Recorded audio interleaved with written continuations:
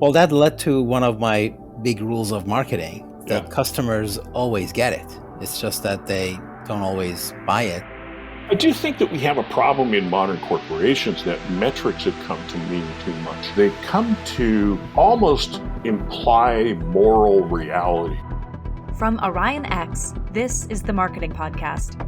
Marketing has transformed in significant ways. More technology, more data, more social, more blending of arts and sciences, more integrated with every other function, and ultimately more critical to the organization. Join Shaheen Khan and Doug Garnett as they discuss news and happenings in the world of marketing, from the boardroom to customer programs. Hello, everyone. This is Shaheen Khan, Marketing Podcast with Doug Garnett, episode number 35, if my count is right. How are you, Doug? I'm doing well, Shaheen. Excellent. So let's get to it, eh? The cart and the cartoon. Well, a cartoon is kind of full this week. We're gonna look at two of them, but they're kind of on the same topic. So Double feature. yeah, double feature. Here we are, back to back. Or a double header, if you want to take a break in the middle between them and stretch, it'd be just. So the first one has a boardroom with a guy presenting, and he has a stick and he has graphs on the wall. And the first graph says management's opinion of our product, and it is soaring to the heavens.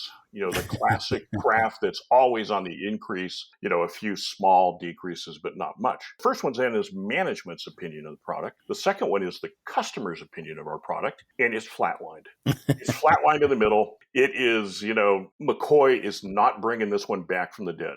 That's just no pulse. No pulse. It's flatline. I laughed because it's kind of sometimes so true. And of course, having done quite a bit of market research, often I was the one coming back and saying, yeah, well, nobody likes it, or they're not interested in it or whatever. And it's tough because in companies, we get pretty enamored of our products because we worked hard on them. So we should, we should. That's right. But we have to watch out for that customer opinion. If it flatlines, we're in trouble. So besides the confirmation bias, when I saw that, what it reminded me of was we used to do surveys of employee satisfaction, customer satisfaction, all of that, and really do a good job. It was like people spend money and they did it properly. And I remember occasionally some manager would say, when the results were not good, some manager said, well, they just don't get it. Right. And that's really where my comment came from, that they get it, they don't buy it. Yeah, this is a problem. I mean, I've heard that kind of comment very often from companies. And, I even did research once for DirecTV where the marketer in the back was frustrated because, this is before DirecTV really had their full act together. And the marketer is frustrated and said, she's like, but you guys just aren't presenting it right, as if she had this magic. So after 3 focus groups, we let her go into the 4th one and present it. And people had the same exact reaction, which was, I don't get it. Why should I buy this?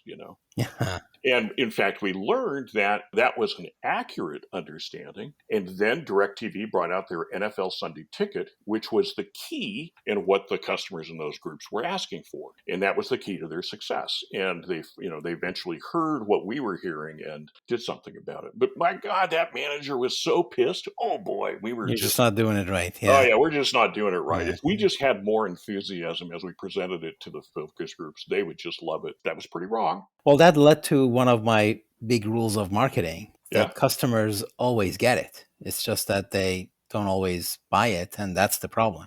All right, so we have another cartoon, I understand. Well, we had to keep with graphs that are soaring to the sky. Right. So the second cartoon has and yes, we'll go for the gender here, has a male CEO in an office in a dark suit and tie, and there's a woman presenting to him. And right beside his desk, there's this chart that's soaring to the heavens. And he says to the woman, no, those are happiness metrics, not financial. I thought you knew that. So what did this make you think of? Oh, it's well, this is the bias of how I feel must be how we're doing. And we all know those can be very different things. And I've worked with a fair number of CEOs that were so confident in their happiness that they were, they missed really critical things that were going on around them. Yeah. So this along these lines, made me think of 2 things. One is the pressure, the desire to spin your numbers such that they actually cause happiness, whether or not that's justified. But my other feeling was, why correlate happiness and financial results as if they are necessarily at odds. Like happiness should really be about pursuit of truth and insight and understanding. So I thought that that was a bit of a assumption there that was triggering me anyway. Yeah. Well, I agree with that. I mean, fundamentally, happiness ought to be about more than how your metrics are doing this week. But I Yeah, think, really. Yeah. I do think that we have a problem in modern corporations that metrics have come to mean too much, and that they've come to, as I write in the book, actually, they come to almost imply moral reality for the person, especially those kind of metrics that are connected to things that we might see a little bit morally depending on your cultural background. So in the US, if you come from the US and you came out of a Protestant work ethic background, then a metric of productivity is almost a personal statement. Not everybody has that, fortunately, or a metric about use of time, wasted time versus effective time. Those things all almost come down to being very personal. And if you get docked, they're a real personal attack. So I'm actually not surprised to see metrics and happiness begin to merge a bit, because we get really fuzzy about those boundaries. And I think sometimes it's intentional. I think sometimes that there are people in management who like the additional power they feel like it gives them to not only say, hey, you missed your metric, but continue on with, so you're a bad person. I mean, it's pretty harsh, and, of course they'll never say that, but that's the implication. And I think it's hard sometimes for people to distinguish between, I missed the metric and I'm a bad person. Well, if you've used the metrics to set expectations with others, so now you're on the hook, and then you're going to cause everybody else to be on the hook. And that definitely impacts your happiness and everybody involved. And you could argue, well, maybe you should not have set those expectations. But then people don't know how to decide whether something was done or not. They kind of need something numerical to assess that.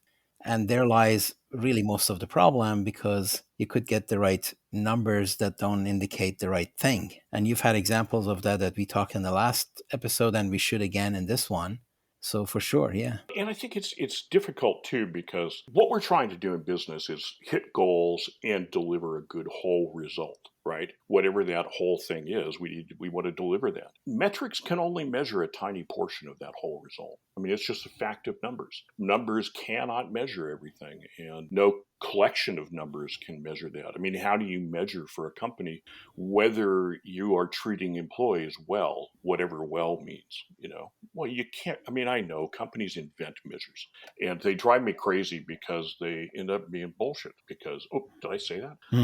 They end up being bullshit because they eventually don't mean a thing. Well, the problem is that even when they do mean something very valid, they say nothing about sustainability. They say nothing about, did you just paint yourself in a corner that is going to hurt you 2.5 years from now? They lack a lot of the contextual, longer term attributes, because they're just complex, as the title of your book says. And that is another thing that is really hard with metrics, is that you could be very happy for now, but then not even know that you just caused a whole bunch of, quote, unhappiness. Well, I mean, let's just look at the biggest metric of them all. I just read a book called The Shareholder Value Myth, and it was really interesting when you take the idea of companies should deliver good shareholder value, and if you turn that around and say, okay, good, what's defined shareholder value? It gets really, pardon me, it's a complex truth. Yeah. Because you have to think about over what period of time, what's the value your shareholder wants. Every shareholder tends to have a different idea about what a good value for their is. No shareholder value for a stock is a real value until somebody sells their shares. So it's basically funny money until you sell. So all of a sudden you're in this really weird area where you have a metric that feels strong, but the minute you critique it and look at it, it kind of evaporates into complexity. And it's not that it truly evaporates, but you realize that a focus on shareholder value is really kind of silly, right, because you can't decide what it is, and you can't determine what it is. Well, which is why most people don't get that far. They just focus on revenue, profits, margin, EBITDA, and they're fine. And those are valid in the sense that you can measure them, and they do represent economic health, but they really say little about the future sometimes. Right. Well, and shareholder value also says a little about the future. But in a way, if you manage today well, which means planning that there's got to be a future, according to the Mm-hmm. measures you mentioned, you generally arrive at better shareholder value. It's one of those funny places, I think, where when you focus on shareholder value, you don't deliver the best shareholder value because there's a lot of ways to gain shareholder value. Well, that's right. That's right. That's what I was saying last time. You want it to be what gets measured gets done. In fact, what you get is what gets measured gets It's gained. gained, right? Yeah. So we mentioned double feature, Uh-huh. which sort of was a very opportune sequence of words. It was. There was an article in The Economist that was talking about the length of the movies and how that has changed. And you pointed that out to me. That was a subject of a tweet stream. Take us through what that article was and the salient points, perhaps. As we start, what I will say is I don't know that we're going to be able to deliver any clear, absolute answers. However, what struck me is this is a really good discussion for us to have because it's about marketing and it's about metrics and it's about everything. So essentially, The Economist came out with an article which is headlined, Why Films Have Become So Ridiculously Long, which, of course, that title attracts a lot of people because a lot of us are wondering that. And it shows they went off and looked at, 100,000 movies in IMDb back to 1930, and they have averaged them and then isolated what they call the most popular ones from the least popular ones. And they show that the trend for most popular films all along was that they were longer than the other ones. And then they show that the trend for most popular films has just been skyrocketing over the last 5 years. And it's gotten way, way, way up there. The average length is over 140 minutes for popular films as of 2022. Interestingly, looking at the graph, it looks like it went up until the early 60s, then kind of crashed, and then in the 90s came back up to about where it was in the 60s, then continued on. But man, I know we go to look at a film these days and streaming, and we check the length because we have to debate whether we have to hit boomer bedtime or not. That's what we call it when you go to bed early, boomer bedtime. So. Well, Barbenheimer caused that to be a topic again, and of course it did so well. Yep. So the question really is why? Because when movies are longer, you're not charging customers according to minute. So you, in fact, may lose some ticket sales, except that these super long movies also do extremely well in box office. So somehow it doesn't hurt the revenue, it seems. So what's going on there? Yeah, I don't know. I think the picture is in fact murky, and I don't think that we would find any absolute causes for this. I responded to the post that I picked up on it with a, let's be careful about causation here. Yes. That I do not think that this can be read as saying long movies are more popular, except by accident, right? I mean, there are things that could make those long movies more popular, like maybe they invest more in it. Maybe the theaters are willing to allow the movie to be longer if there's already an audience, like there is for the Marvel movies or for Star Wars. Right. I mean, studios are very risk averse in my experience, and when you look around, God, some days they're just running around copying each other. Right. One of my jokes is the old thing about, with the studio exec and he's being pitched by a writer and the writer says, well, it's just going to be like Barbie, except it features this guy in a brown suit and he descends to Hades. But that's kind of the way Hollywood works. I've been around people who believe that that's a valid way to think about creativity. And it's weird, but the studios are conservative because it is a high risk business. So they like those conservative things. So it may be an accident that they're getting longer in the last few years. So one recurring aspect of movies has, of course, been competing with other forms of entertainment, primarily the TV or whatever screen you have in the house.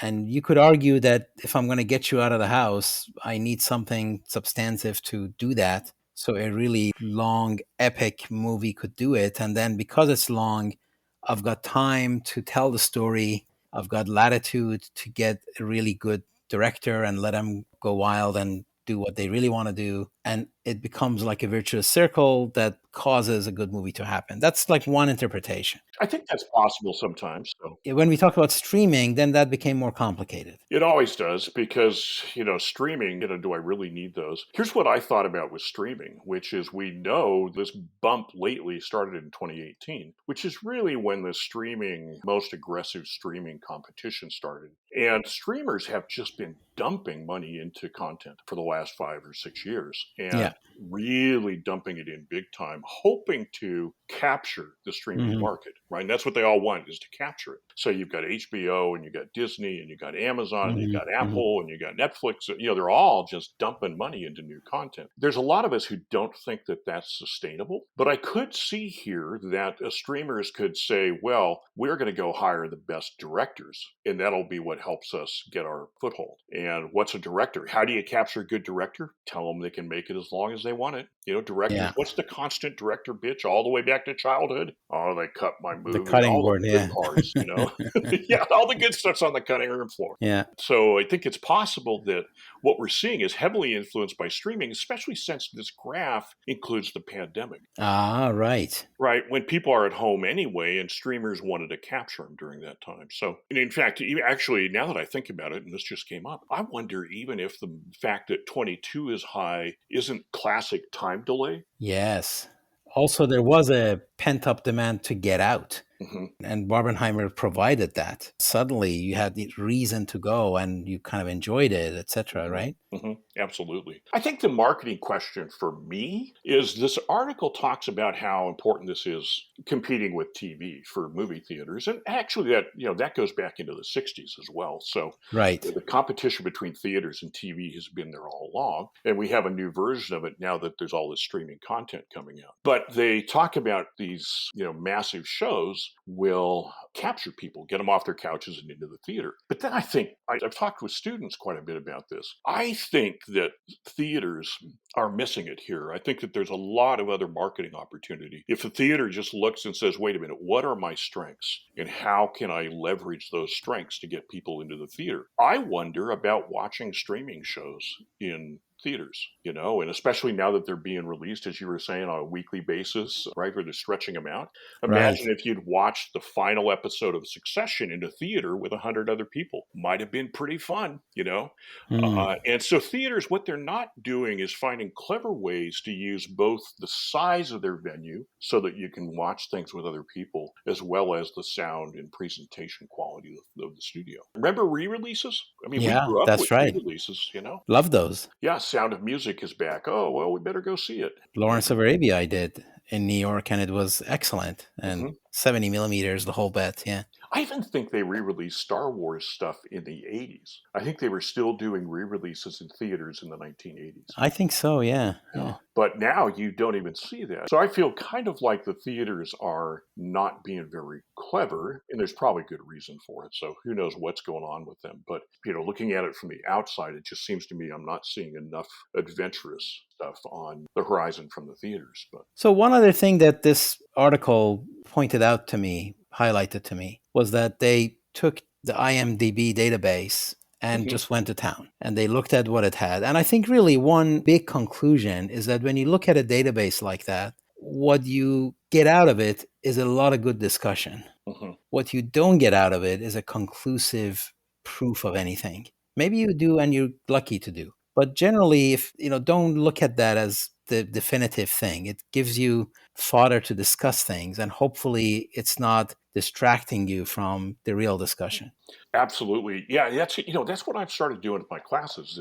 When we look at a table, I have to really work hard because, as business students, they're kind of trained to give you an answer. I don't want an answer. It's a table. And so I demand that they tell me what questions we should ask. It's a table. Tell me what questions we should ask. So, yeah, I think as a lesson about big data from this, they looked at 100,000 feature films. So what questions should we ask? And there's a lot of questions here that could be asked about this.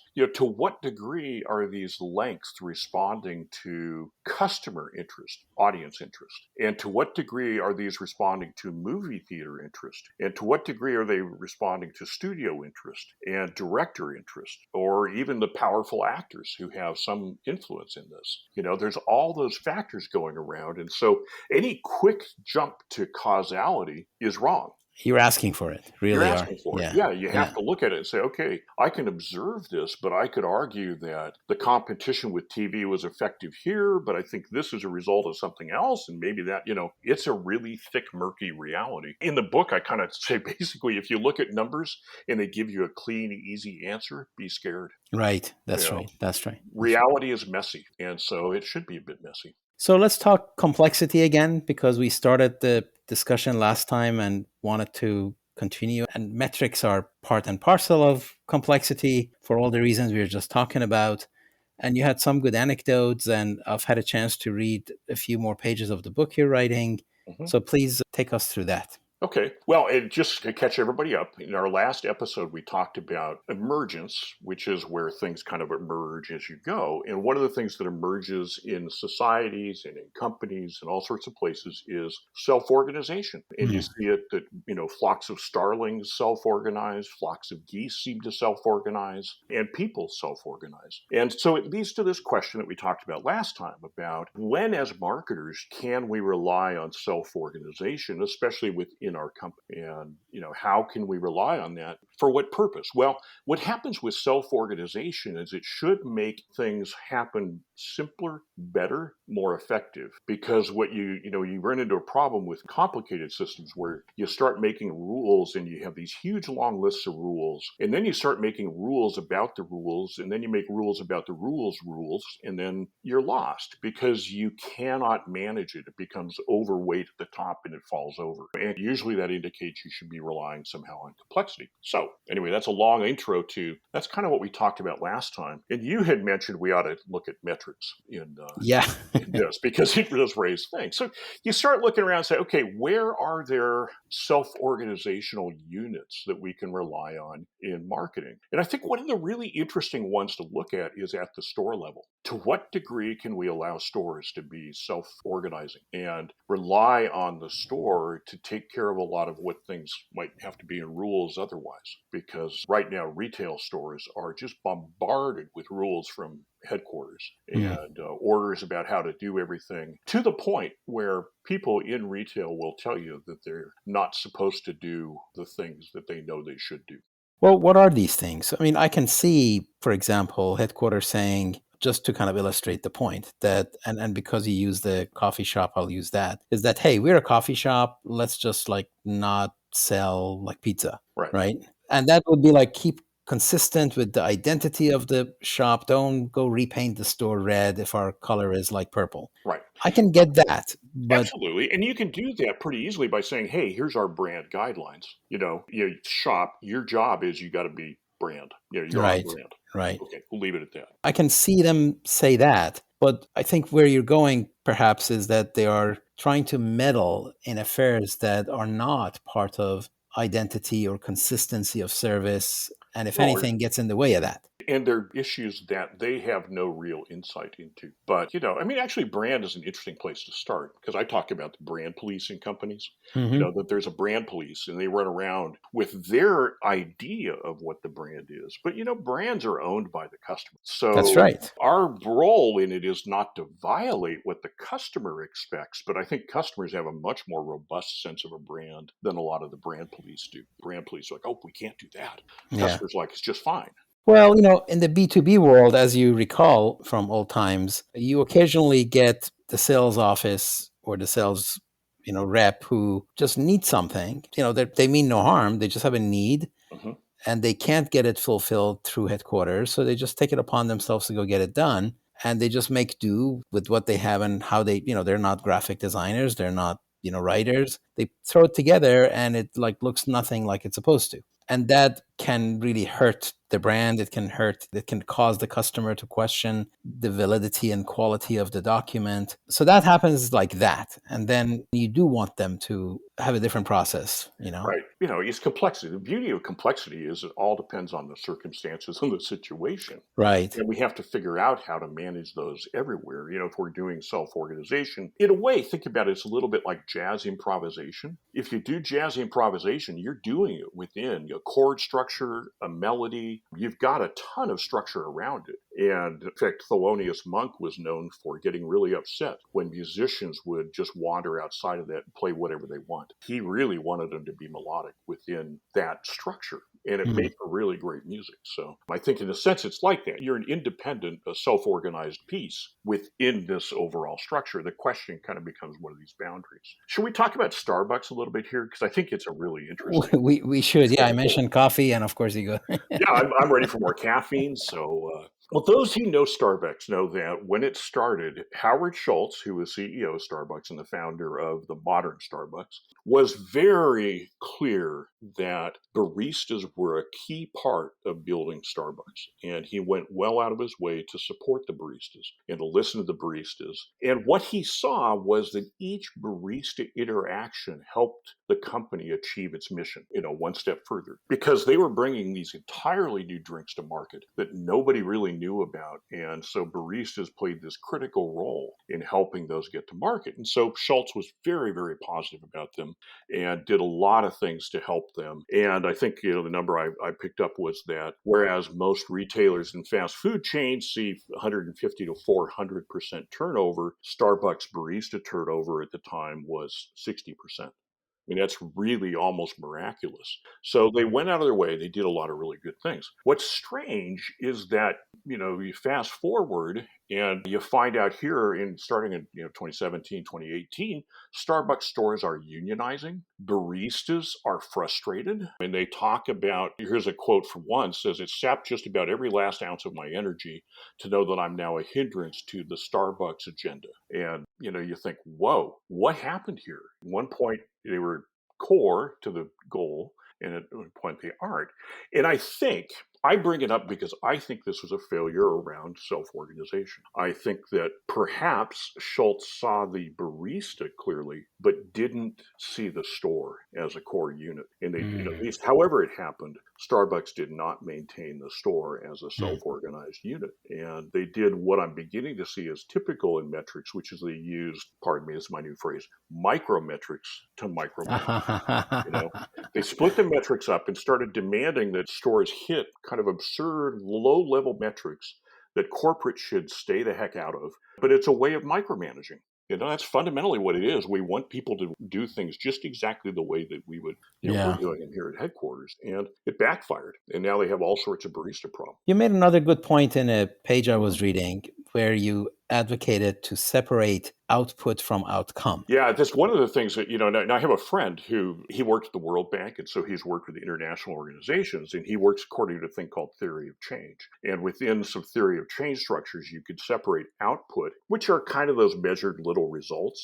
from outcome. Because the reality is, what's Starbucks after? They want happy customers. They want profit at the store. They want basic fundamentals like that. And unfortunately, they tend to try to organize metrics around output. And in this case, the output I saw was that there's a lot of complaint about how tightly stores are measured on exactly how much time it takes every car to go through the drive-thru. Right. And I don't think that's related to outcome. That certainly is an output. Useful to know, and I don't have any problem that you want to know that, but is it really connected to brand satisfaction? I mean, I can imagine how it goes because some people call up and say, it took me forever in the drive-thru. And no, I'd never do that, but maybe they say that. But as a company, you have to say, okay, I'm sorry, but does it matter? Is it going to really radically affect their... Well, that is a micrometric, like you said. It's like, let me zoom in on this one thing and miss the bigger picture here. In agreement with you, the other thing that I'm observing, certainly in the B2B world, is that, like you had in your paper, the inputs are well defined and you can measure them because you control them. You put them in there and you can observe what else is in there maybe. It can get complex, but by and large, you're okay. And then there's an activity that you can again control. You're performing that activity. And then you have output that comes out of that activity that you can also measure. Mm-hmm. Now, to translate that to some kind of a desirable outcome is when things can be really difficult. Yes. So you run an ad, I can anticipate impressions, no problem. In fact, the system tells me. I could even anticipate clicks. I can even do that. After that, it's not so predictable, right? No. It may or may not. And if you're selling a product that has a 9-month sales cycle, then by the time that sale happens or doesn't happen, you will have touched or not touched the customer 8, 10, 20 more times. And attribution becomes really an issue. And now you have this just a mix of data that you have to interpret. And if you're going to really just say it was that thing that we did that caused all of this, is like you're asking for it. Well, you are. I think one of the ideas in complexity is there are times when what causes something to happen is an accumulation of things that are so small they're never going to be measurable. Mm-hmm. And I think that's one of the things we miss in the metric culture of today is that there are times. So, take advertising, right? Advertising effect is tiny in a way. Each interaction with an ad that somebody has is just a little blip. It's just a little blip. But you have enough of those over a period of time, and all of a sudden now you've got a person that acts. But we can't track any of that. We can't know exactly what happened for that individual or exactly how it is that individual moved into action. You can't do that. So you have to be able to figure out when you're up against these situations, which are, you need millions of tiny transactions, and the result is incredible. And I bring that up because I think that's what Howard Schultz did originally, By empowering the baristas, you've got each barista impact is tiny. One person. I see. One person. You're not going to measure it. But the accumulated value of that made Starbucks grow from, I think it was like 300 million in 1987 to 20 billion today. Yeah, it's a behemoth. I wouldn't mind that growth myself. Yes. It really is a behemoth. So it grew very rapidly, and it did so because it accumulated all those values. And national advertising works that way too. And it's hard for companies because I know we like to trust things we can see, but some things we can't see, and we have to figure out how to trust them anyway. What is interesting is that it's still one of the finest companies out there. It's Absolutely. Pretty enlightened. It has its act together. The products are good. All of that is good. So the fact that even they are having some complexity that they have to deal with is indicative of how difficult it is to eliminate it. It is. And I think here, I suspect that what Starbucks is suffering from is, I call it creeping managerialism, where traditional, just kind of true traditional practices slip in a little bit at a time. And then at some point you poke your head up and say, whoa, wait a minute, what are we doing? And I think it's all changeable for them. But I think it would start with going back to the store and saying, all right, each store, you're on a profit plan, and you guys are a team, and you achieve that, and you get bonuses and the like. And we're not going to micromanage drive-through wait time because that's absurd. Yeah, I like that. Like, don't repaint the store different brand colors, but that's right. Go get it done any way you can. Yeah. And if you need something, call us because we'll try to help you out. Right. And if we learn something, we will. This reminds me of the Tom Peters story of Sam Walton in the early days of Walmart, that he would personally visit every store once a year. And even when they had like 400 and some stores, he would manage to do it. And part of the reason was to see what they're doing here that could be instituted elsewhere, and the good ideas to be shared. So there are definitely things like that you want to do. All right, good stuff. Another fun episode. Thank you. Thanks to our listeners. Glad you were with us, and write, comment, like, share, all of that. So thanks for that. Fireworks, anything you want. That's right. All right. Thank you, Doug. Thank you, everybody. See you. That's it for this episode of the Marketing Podcast. Every episode is posted on orionx.net and shared on social media. Use the comments section or tweet us with any questions or to propose topics. If you like the show, rate and review it on Apple Podcasts or wherever you listen. The Marketing Podcast is a production of OrionX. Thank you for listening.